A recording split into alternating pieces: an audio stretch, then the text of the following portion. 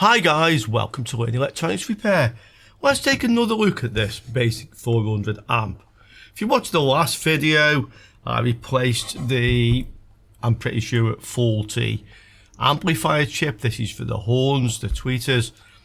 The thing is now in protect mode. Now the original problem was that the bass was working and that the horn wasn't, but that's what the customer told me. I don't actually have the speaker enclosure here. But he's pretty good, this guy. If he tells me something's wrong, he's right, I would say. Also, previously, all this area was getting very hot. Now this chip is cold. But I do have a problem. And the problem is, if we look at the current limiter, for one thing, which is over there, okay? When I switch on, the bulb will come on bright, but it won't go out. Now, with an amplifier like this, with no low noise as such, it should really. So, it's doing that. And that isn't right, okay? It's drawing a little bit less current now, getting a little bit dimmer. And from the previous video, I know that these chips down here, these op amp chips, are getting hot. Right, we're just getting to shot a little bit for you guys. Okay, so that's getting hot. It's about 40 odd degrees. It's not like stupidly hot. 49, 50. It's over 50. I mean, that is quite warm for such a thing as that. You can see if I just get it on the other one. There's also, just get the cursor on it, there you go, 50 odd. So we have a couple of chips there getting hot, something else getting here, something else under there. What was that thing? That's another IC.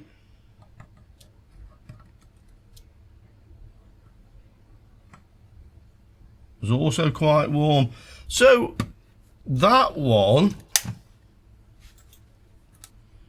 is that small chip there. I think if I take this bracket off, we can have a better look at this, because I'm not convinced that I've found all the problems with this. I'm sure that these chips which are getting hot have got a problem. We know it's got a plus and minus 12 volt supply, which should be about 18, but the current limiter is holding all the voltages down on here. That's why it's limiting current, but 12 volts they are now. It shouldn't be a problem. It shouldn't do that, okay? Another thing I'm a bit concerned by is the fact that these are very small chips. Now that light bulb was glowing a fair bit, so there was some watts being dissipated here, not just like a small amount of power. And if those chips were dissipating some watts, they're going to be hotter than that for sure, okay? So I'm convinced that some power is going somewhere else, and I've probably got multiple problems with this. What I do know, I'll just switch it over before I start taking that bracket off. Power back on again. Okay. Is that the amplifier IC, the one that I changed down here? I just get it. Yeah, it's sort of there. Something in front of it appears to be hot. But that's not hot. That's like 30 odd degrees. The chip itself, this is reflection, by the way, from the actual bracket. Heatsink, reflective things look hot. We'll just get to where that IC is. Yeah, the IC is here. That is like about 30 degrees or something. That isn't particularly hot anymore, okay? Let's get this bracket off again. Let's see if we can see what else is getting hot on the board. And also then, let's start measuring some currents. I want to see where this current is going. If I measure the current being drawn by this, I can figure out basically pretty much how much wattage is being dissipated. I'd like to see where that is. I don't believe for 1 minute it's just these chips. So let's have a look now. Power on. Light bulb glowing.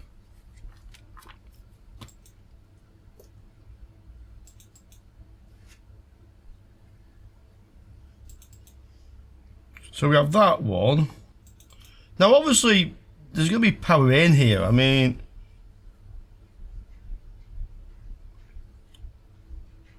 there will be some warmth, but these seem to me excessively hot, just over 50. And considering I actually have this thing running with the current limiter in, now I have something here. That is this one. Okay. And I have more stuff I can see now. 45, that's another one. This is not quite so hot.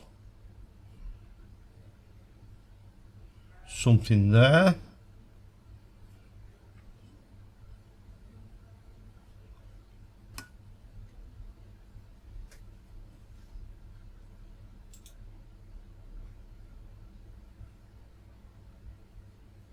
That's 49. This seems to be like a group of, oops, the thing shut out. These seem to be like a group of transistors down here. 50 degrees. They're not transistors, resistors. That's these.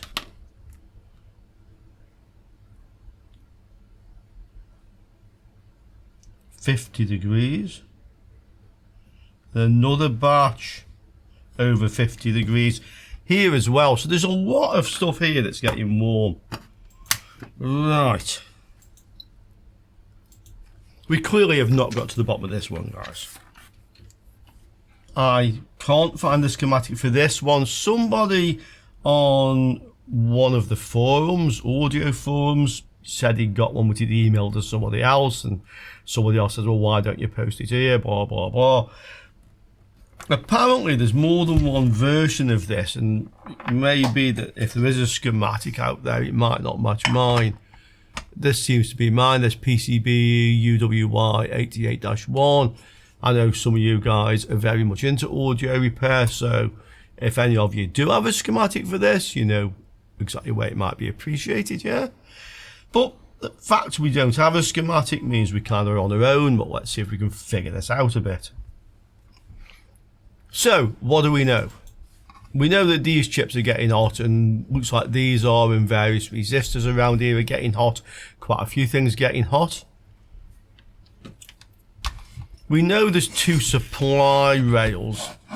We have voltage AC L1, ground, and L2. L isn't like live.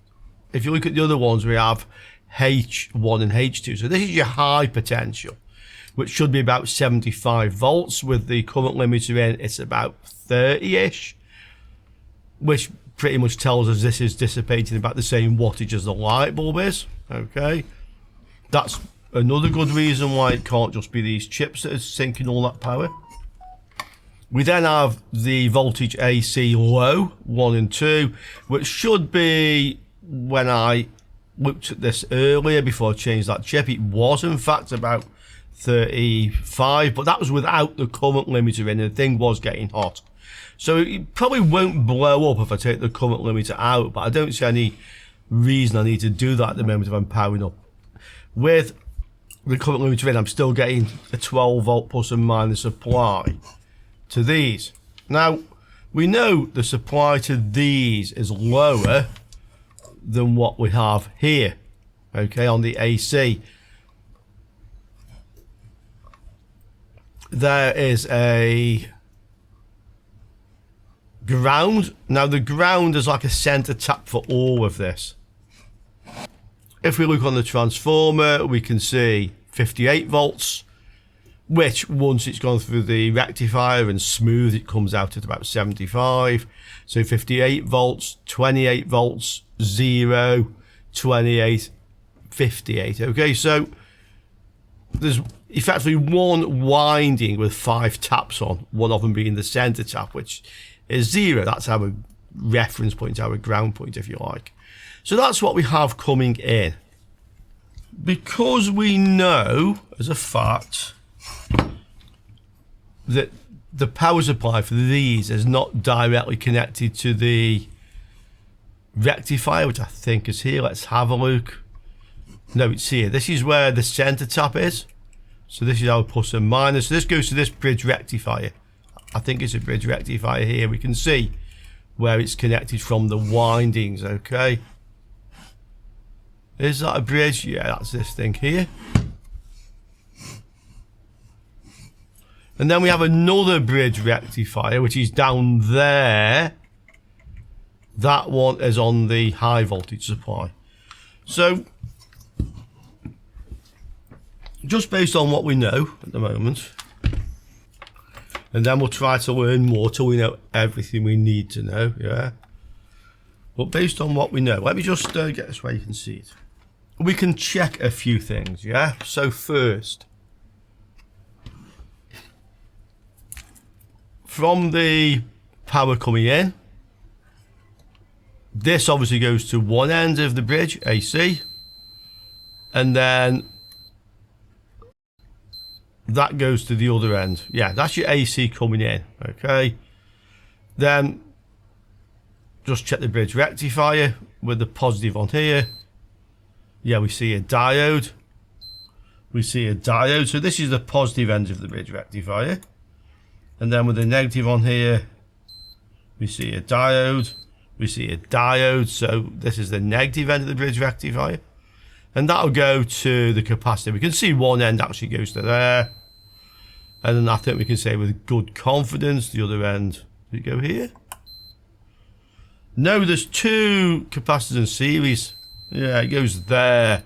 So these two capacitors, here and here. Oh, of course they're in series because the junction, negative this to the positive of that one, is the ground. Yeah, the center point here. Must be. Yeah, makes sense. So with reference to this point, we have a plus and minus supply. And then the other one, this comes from the other winding here. So the center tap for this winding is still that one. Again, from this one, we can see it goes to one end of the bridge rectifier. This end goes to the other end of the bridge rectifier. It must do. And then from the bridge, diode, okay, and here, diode. So this is one end. That's the negative end. Goes to the bridge. This is the positive end of it. This must go to ground. Center top. No, it doesn't actually. This is not. Oh, yes, it does. It must do. And it definitely doesn't. So, how are these capacitors wired? We know we have the positive end bridge to here, and we have the negative end of the bridge to here, but the two in the middle are not connected to each other. Now, I think I know what's going on here. Yeah, if we look at these capacitors, so these are 50 volts. That means working volts, by the way, WV. 50 volts, 68,000 microfarad. You can't easily see them, but I'm sure they're all the same. Yeah, can just about see it down there,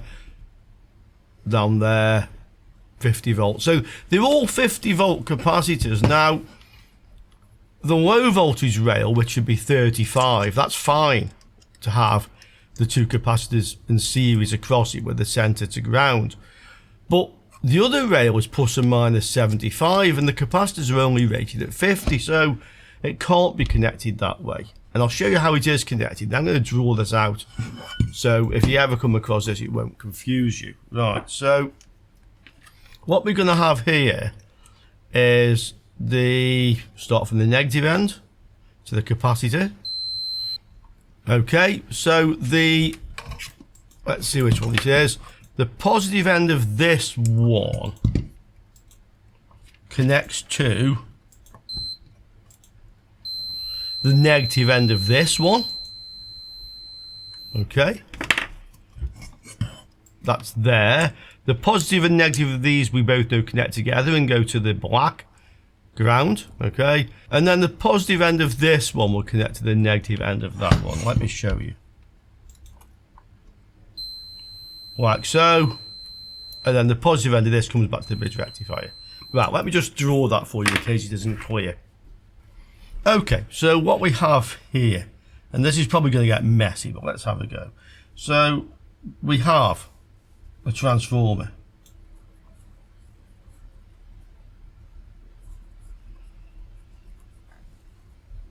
Okay.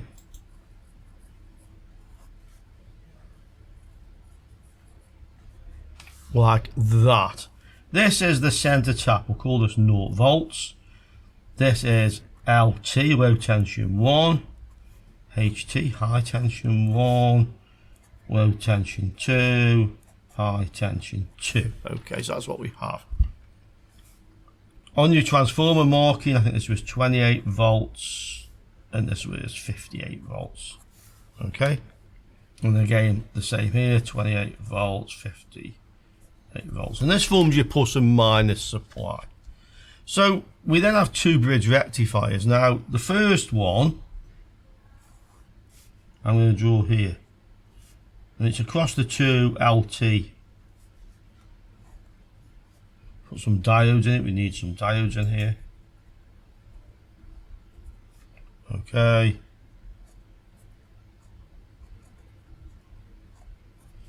Okay, and then the other way. It's scribbly, but it's a diode.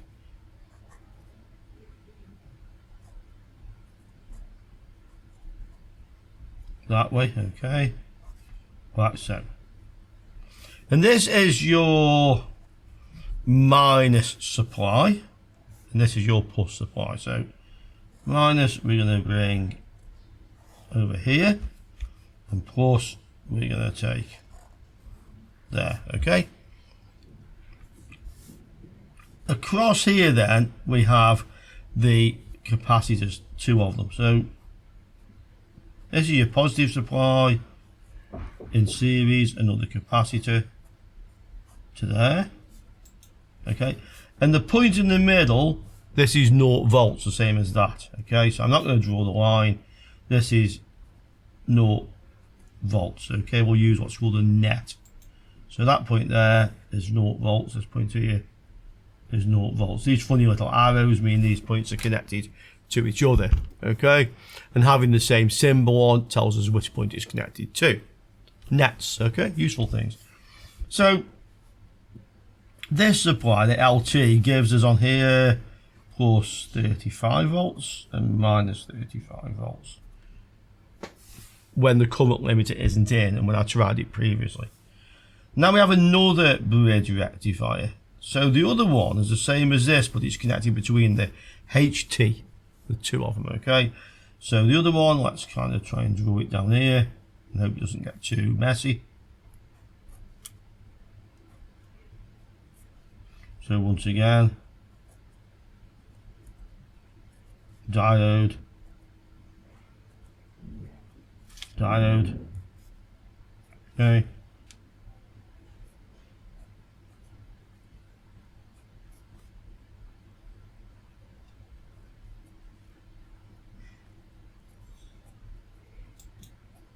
Diode, yeah.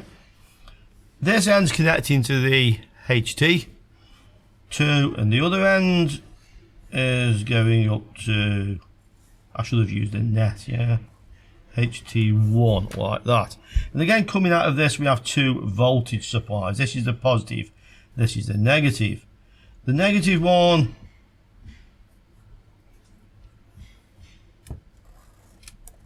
goes here. We'll draw it there. And the positive one, shall we use another net now? Let's just do this, right?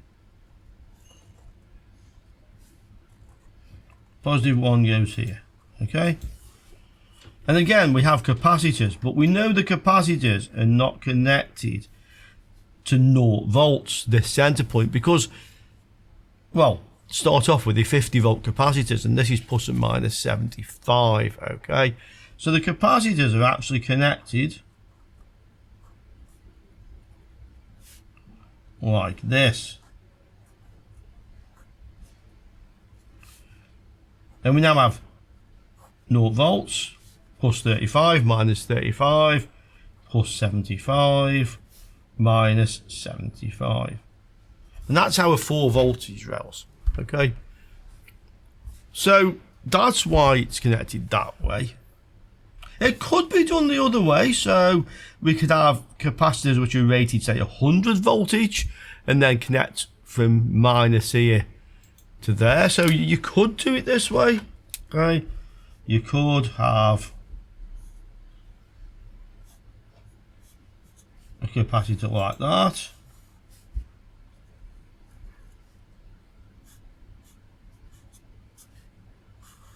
Okay, and like that. But now these would have to be around 100 volt, not 50 volt. And we all know that higher voltage, bigger capacitors, well, first of all, they are bigger physically, and secondly, they cost more. Yeah. So that's why it's done this way. 50 volts, they're all the same. Yeah.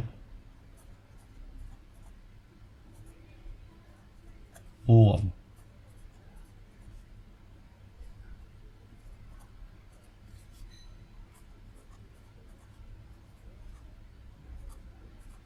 So we've got that much of it. Okay, this will become important because we want to see where is this current going. Yeah, is it on a specific supply rail? Because if we can figure out where it's going, it gives us a better chance to figure out what's causing it to go that way, what's wrong. Yeah. Now, next thing we know, let's have a look at those op amps that we're getting hot, the ones I've ordered. So these are the chips, JRC 2060, and we can look at the data sheet. And here it is, and the data sheet says the maximum voltage is plus or minus 18 volts. So we do know that this chip cannot run from the 35 volt plus or minus, and certainly not from the 75 volt plus or minus. So there must be a plus or minus something less than 18. And normally on audio equipment it's plus or minus 15. But it doesn't have to be. But that's the norm. And that tells us that between the supply rails and the chips there must be voltage regulators. Okay? And it looks like what I can see here there, without taking this off, are voltage regulators, and they're probably a 7815, which is a positive regulator, and a 7915, which is a negative regulator. Okay, so those regulators will be connected to these 35 volt supplies. Yeah, we'll go past that imaginary stuff that we talked about. The 0 volts is here, and we'll have one here, and we'll have one here, and they'll probably just be connected like this. Okay, there'll no doubt be some more capacitors here, and there might be electrolytic or surface mount ones. There'll probably be little capacitors here as well, so I'm expecting it to look something like this, or some combination thereof. 7915 and 7815, or some equivalent thereof, or something similar thereof. Okay, I think at this point we might as well just take this off and have a quick look to see what we really do have here. Well, in fact, we don't have quite exactly what I said. We have an LM317 and an LM337. But these, again, are variable voltage regulators. We have those capacitors near to them that I said we would have. And there will be some resistors under here. Yeah, these ones, you see the 221 and 222. So this is 220 ohms and it's 2.2K. Same on both of them. And these are connected around the pins on here, which effectively set the output voltage. So that's what we actually have. There's our voltage regulators. Okay, Now then, where is the current all going? Is it all going the same way? Do we have multiple problems on different voltage rails here? While we have the little clip off on the heatsink, we can see these devices. If you're wondering what these are, so we have 5 legs on each one, SAP16. These are actually Darlington transistors, bipolar. Basically, this device here, so you can see the equivalent circuit is like 2 transistors in series, okay? So this is like a high gain device, basically having the 2 transistors wired like that. And then the other 2 devices on the heatsink. This one, IRF9140, this is a MOSFET. And the other one, which is hidden down there, is a IRFP140. So one of these is a P-type MOSFET and the other one is an N-type MOSFET. So these effectively are complementary devices. While we're here, I'm just interested to see which is the output device. So this is basically the woofer amplifier. And we can see that the 2 fuses here, which are here, actually come into these devices. These are the 2 Darlington transistors. So it looks like they're probably the output devices. These 2 points here are connected together. And then let's see. So this is the speaker. Woofer plus, woofer minus, okay. And then tweeter plus, tweeter minus, of course. So probably here. I mean, these are the MOSFETs. Speaker doesn't go there.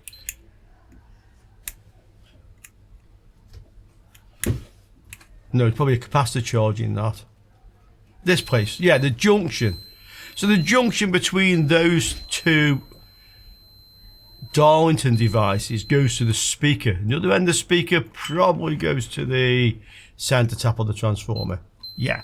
So we know those are the output devices. These are obviously part of that amplifier circuit.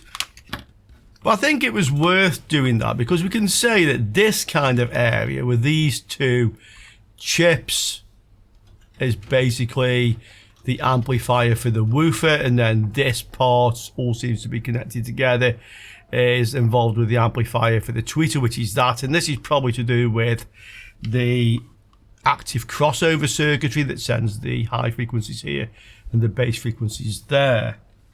There's nothing else really on the other side, just some power devices, basically diodes and such like.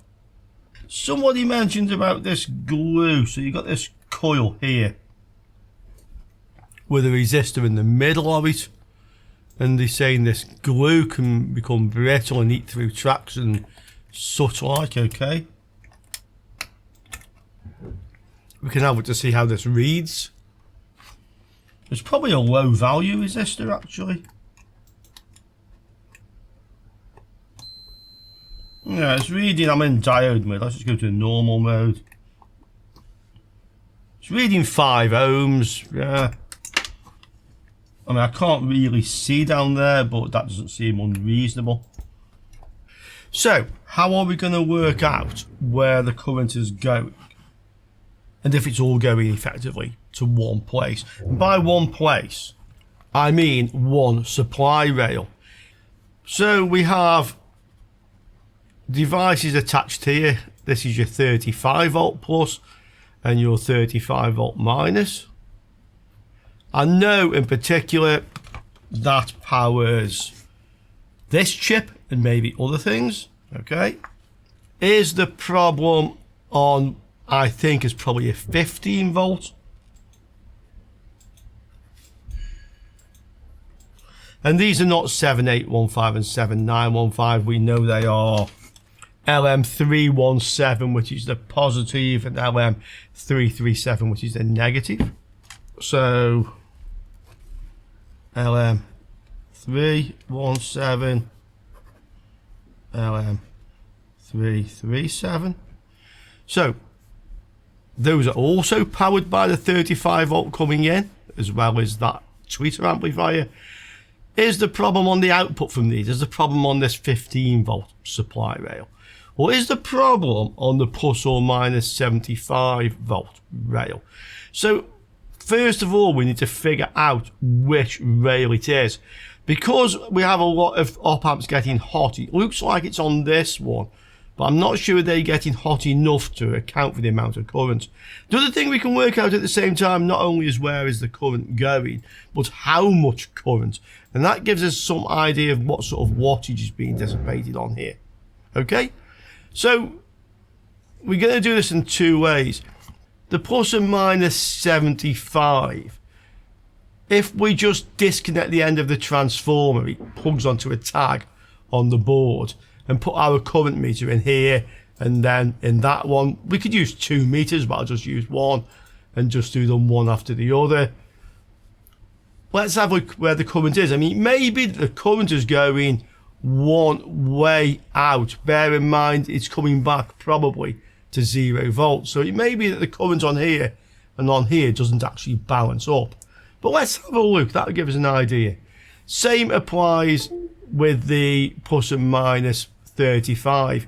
Again, the transformer has leads pushed onto tags on the board. I can disconnect them in turn and put my multimeter in there as well. So this is measuring AC current. Okay. If we find the current is going into the plus and minus 35, then we need to figure out, is the problem on this side of the regulators, in other words, that chip I fitted and anything else it goes to, or is the problem on this side? And we'll do that a different way if we need to. But let's try this first. Let's see where the current is actually going and how much. So to do this, I'm going to take my multimeter on 10 amps range. If you wonder why I'm not using my flute, by the way, it needs a fuse in the current range, and I never seem to get around to changing it. Yeah, so we'll use this one. I've connected the meter so that we have one of the leads coming from the transformer into one of the meter probes. It doesn't matter which, because this is AC, so it doesn't matter which lead.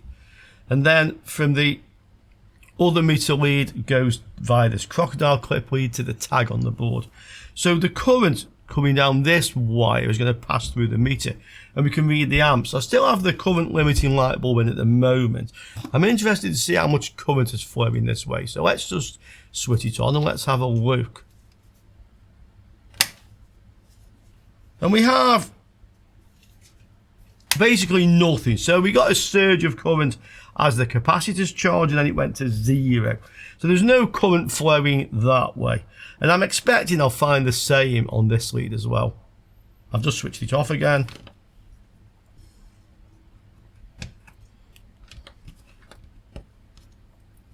Okay, so we just switch the wire around onto this tag now. This fits in here quite nicely, actually it fits quite tightly. Okay, so I'm expecting it to be the same. In fact, the capacitors might already be charged now, so maybe we won't see that charge again. Okay,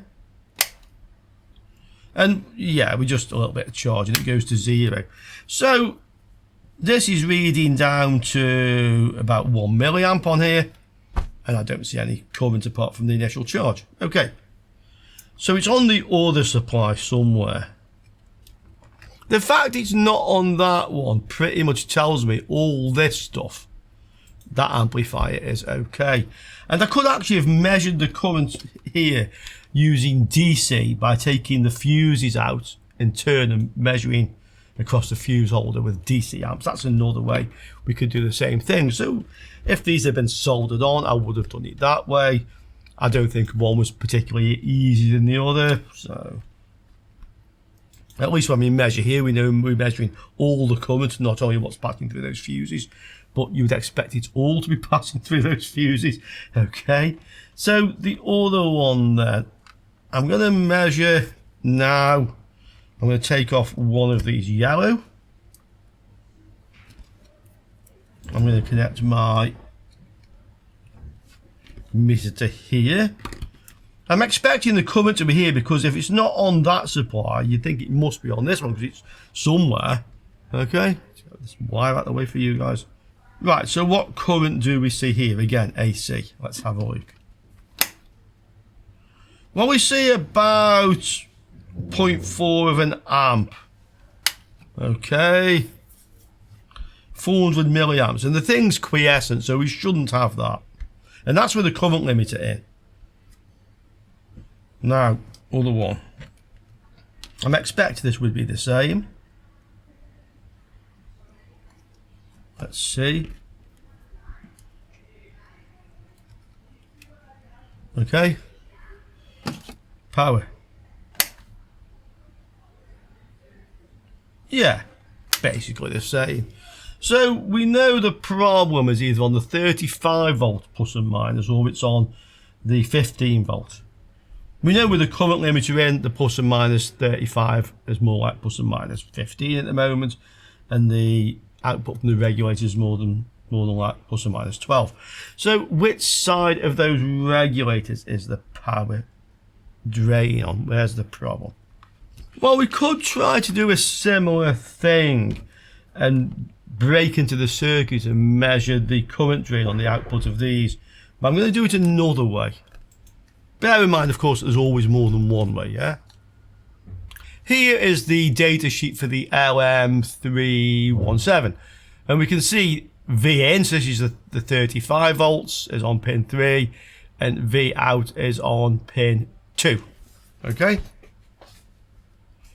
If you look at the LM337, it's different, and always remember this with negative voltage regulators.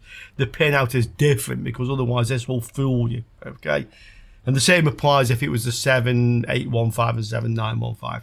So on the negative regulators, the output is on 3, yeah, and on the positive ones, it is on 2. So this point is pin 3. Sorry, pin 2, even I've made a mistake. Positive is pin 2.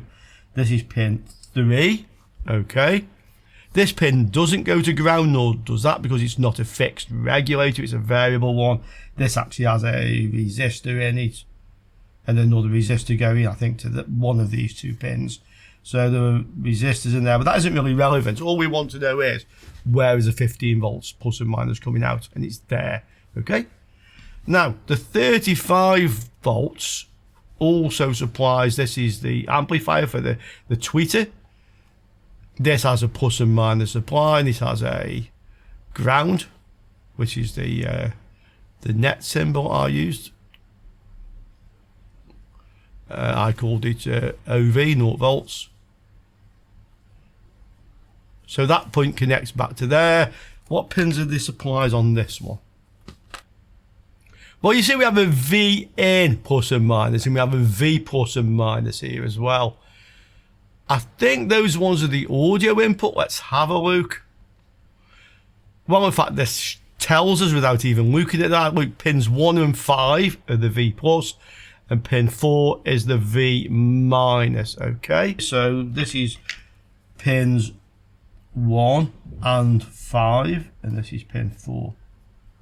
The 0 volts ground is on pin 7.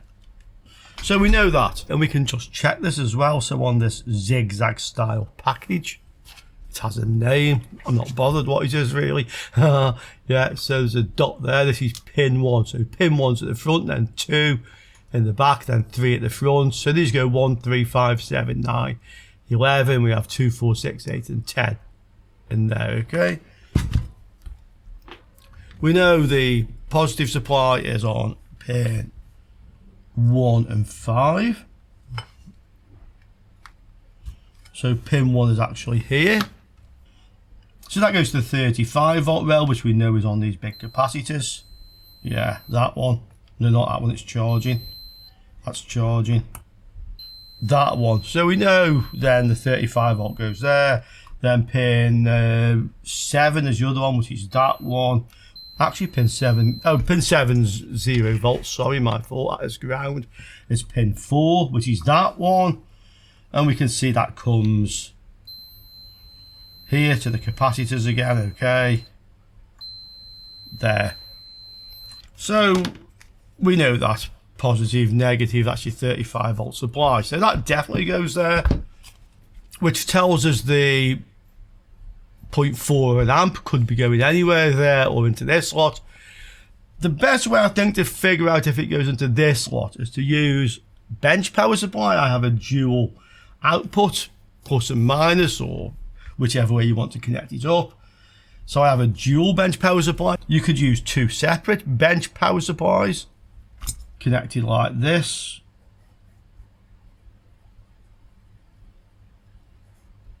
So we set it to 15 volts. Another one. You see, you always knew more than one bench power supply was useful, yeah. Especially with audio work, by the way. Two is really, really useful. So we set them both to 15 volts. The plus of this one connects to the minus of that one. And that goes to this 0 volts. 0 volts. And then this is your plus 15 and your minus 15. So we can do it that way as well. So I'm going to connect my bench power supply to here, set it to 15 volts, power it up, and see how much current's drawn from the supply. If I'm still seeing something similar, I know the current's all going that way. If I see less, there's a good chance some of the current is going this way and some is going that way. If I see more, it's because I have it at plus and minus 15, whereas with the current limiting light bulb in here, I'm getting plus and minus 12. If I don't get too much current at plus and minus 15 and I know where it's going, I also know I can just switch the current limiter off. So the way I'm going to do this, I'll see if I can find some point or component connected to here, something big where I can clip leads on from here. Otherwise, I'll just solder some wires and clip them to there. Okay, so I've tagged the wires on. We can just be sure about this actually. Always best just to make sure you're right before you connect these things up. So this is the positive 15 volts, and that's going to pin 4 on these, we know from the data sheet. And it does. Okay, and then the negative should go to pin 11 on the other side. Does it?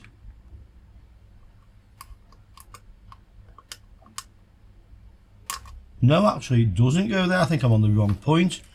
Oh yeah, I'm on the wrong end of the device, you see. Told you should always check to be sure. It's actually this end.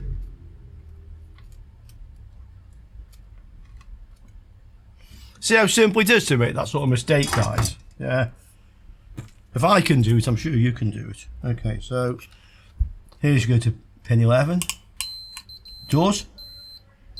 So that's my plus and minus 15 from my bench power supply, and this is ground. Okay, let's connect it up and see what happens.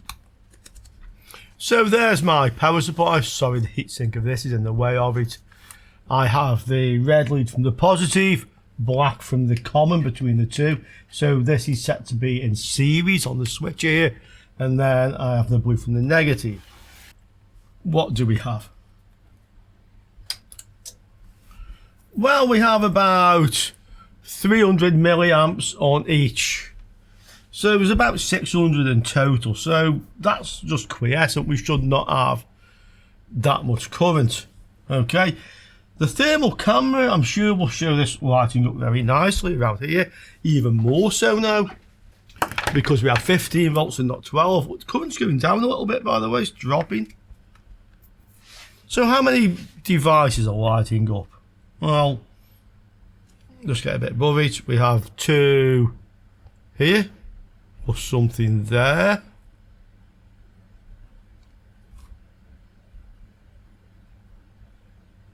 Which is a resistor, I think. Let's see.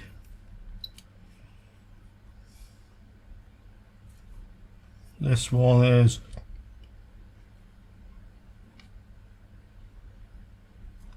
yeah, that's a resistor just there. Okay. What else do we have? Something else here, another chip.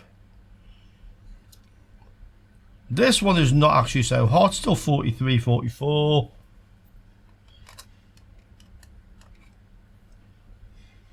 Where is it? I'll just find it with the, yeah. That's that chip. Okay. Then we have over here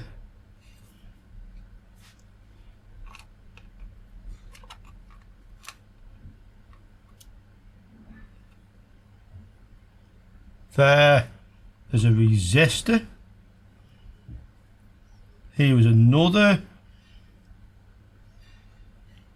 resistor, so 2 resistors there, and then another chip here. This is let me see, where is it again? Yeah, it's that's that one. Anything else? No, that's it. You don't suppose the problem with this is that one of these, or both, have failed so that they are not regulating anymore. So when we have 35 volts coming in, one of them is giving more than 35 volts out. Because we know these two chips maximum rating is 18 volts. We found this on another data sheet, but I'll just show you again. Let's have a look to see what these other things are. Let's look at the maximum voltage for all these. So this one, 4560, is probably an op amp, I would think. Is the other one the same? Yeah, 4560. And then this one. Okay, I can see the number on this, 393. That is the part number. LM13700. And we can see for all these chips, the maximum voltage rating is plus or minus 18. So the NJM 2060 or JRC 2060, the LM13700, 18 volts plus minus, the JRC 4560 dual op amp, again 18 volts plus minus, and the last one, the LM393, another dual comparator, I think actually this one, okay, pretty much like an op amp. That one again plus or minus 18. I'm now going to connect this back up to the transformer, plug it in without the current limiter in, because we know it's not going to blow up. We know what sort of current this is drawing now, and let's have a look to see what's coming out of our voltage regulators. Actually, we can do a quick calculation here as well, because I have some more information. So off my bench power supply, this was drawing off each 15 volt rail. It went down as the thing was warming up, like the resistance was increasing, but it started off about 0.4 of an amp. So 0.4 times 15, that's about 6 watts off the plus and the minus, so a total of about 12 watts. And then it dropped down to about 0.26, I think it was, something like that was the lowest. So 0.26 times 15, down to about 4. So that's 8 double. So between about 8 and 12 watts this is drawing when it's in the quiescent state. I figured from the just brightness of the light bulb it was maybe about 15 watts. So I wasn't a million miles out, was I? I mean, I wasn't measuring any current, I was just looking how bright the bulb was. Well, because I had some wires already soldered on here, I've actually connected the two blacks of the meter leads together onto this wire that's tagged onto the 0 volts center point there. This is on the negative rail, this on the positive rail. So when I power this up, first of all we can see the LEDs here. So this red one is your protection LED, the green one is your power, but seems to have a dodgy connection on it anyway. So this is without the current limiter in now, okay. Let's see if the protect comes on. This one should read the positive supply coming out of the 15 or 18 volt regulator, and this should read the negative. Let's see what happens now.